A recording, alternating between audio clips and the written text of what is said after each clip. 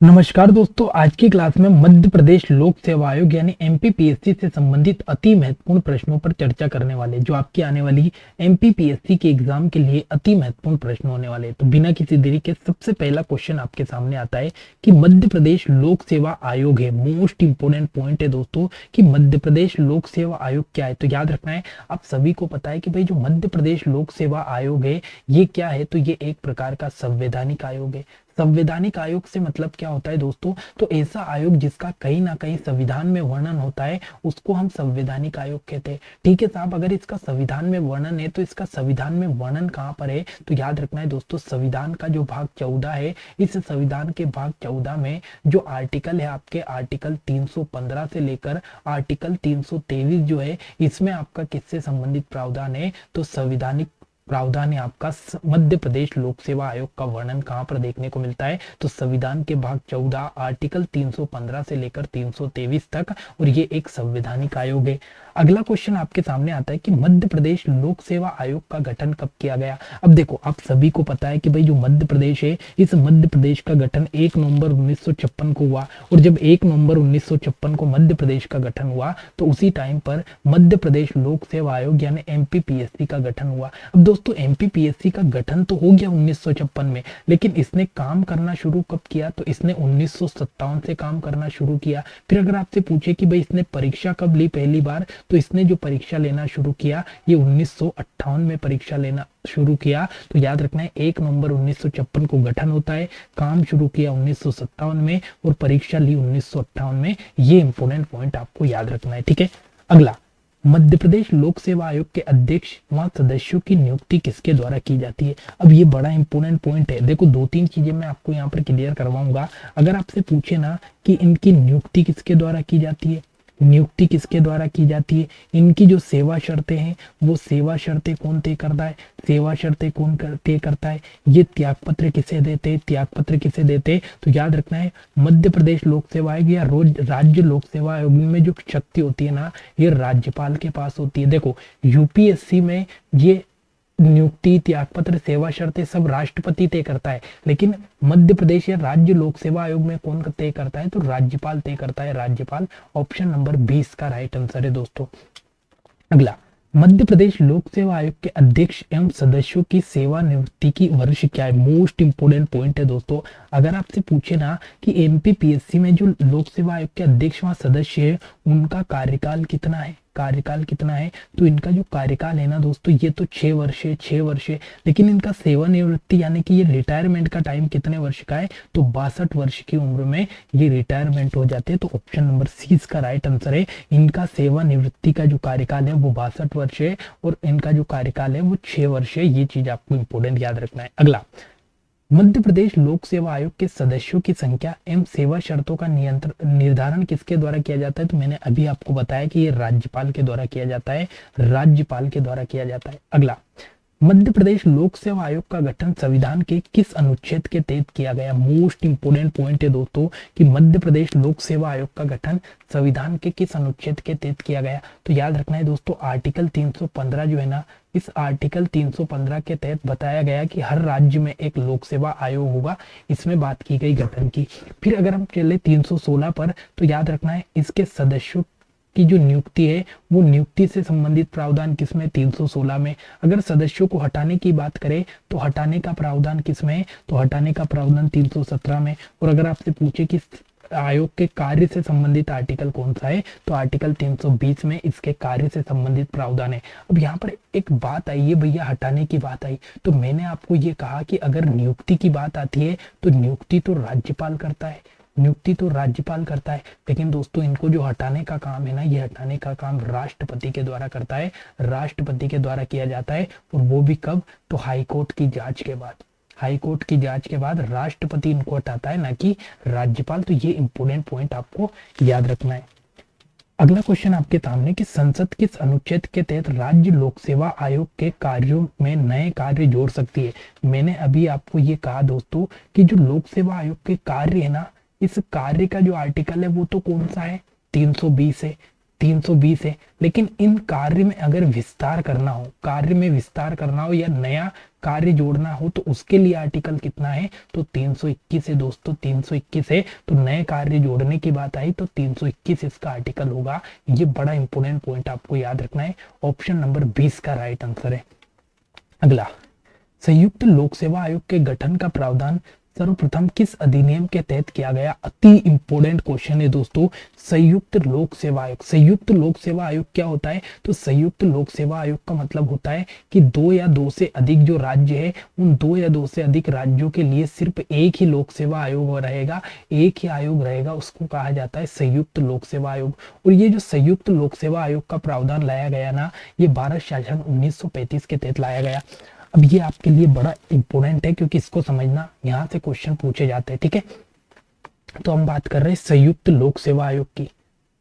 संयुक्त लोक सेवा आयोग बड़ा इंपॉर्टेंट है आपके लिए, संयुक्त लोक सेवा आयोग, ठीक है। संयुक्त लोक सेवा आयोग की हम बात करें दोस्तों तो ये किसके तहत लाया गया? सबसे पहले तो भारत शासन अधिनियम, भारत शासन अधिनियम 1935 के तहत। भारत शासन जो अधिनियम है, ये भारत शासन अधिनियम 1935 के तहत इसको सबसे पहले लाया, सबसे पहले लाया। फिर अगर आपसे पूछे कि भाई संयुक्त लोक सेवा आयोग सबसे पहले किन राज्यों के लिए बनाया गया था, तो याद रखना है दोस्तों, एक तो पंजाब और जो हरियाणा है, ये पंजाब और हरियाणा के लिए सबसे पहले संयुक्त लोक सेवा आयोग भारत में बनाया गया था। ये चीज आपको इंपॉर्टेंट याद रखना है, ठीक है। उसके बाद अगर बात करें भाई संयुक्त लोक सेवा आयोग की हम बात करें तो ये किस प्रकार का आयोग है? तो ये सांविधिक आयोग है। कैसा है?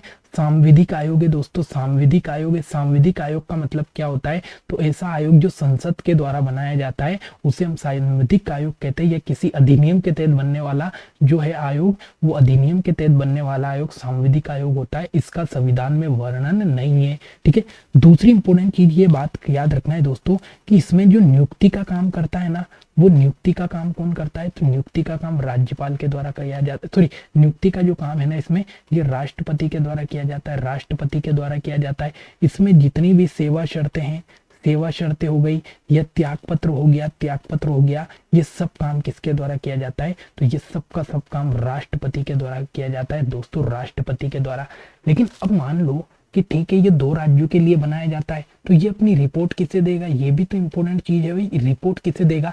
तो याद रखना है दोस्तों, ये जो अपनी रिपोर्ट देता है ना, ये संबंधित राज्यपाल, संबंधित जो राज्य है उनके राज्यपाल को देता है, राज्यपाल को देता है। मान लो पंजाब और हरियाणा दो राज्यों के लिए एक ही आयोग बनाया गया, तो ये जो रिपोर्ट देगा ना, पंजाब के राज्यपाल को अलग देगा और हरियाणा के राज्यपाल को अलग देगा। ये इंपॉर्टेंट चीज आपको याद रखना है। और ठीक है, ये दो तीन चीजें आपको संयुक्त लोक सेवा आयोग के बारे में याद रखना है जो कि इंपॉर्टेंट है आपके एग्जाम की दृष्टि से। अगला, मध्य प्रदेश लोक सेवा आयोग को किस राष्ट्रपति द्वारा अधिसूचित किया गया? अब आप सभी जानते हो कि भाई 1956 में आपका लोक सेवा आयोग का, मध्य प्रदेश लोक सेवा आयोग का गठन किया गया। और भारत के जो पहले राष्ट्रपति बने थे 1950 में बने थे, जिनका नाम है डॉक्टर राजेंद्र प्रसाद साहब। और डॉक्टर राजेंद्र प्रसाद लगातार 2 बार राष्ट्रपति रहे।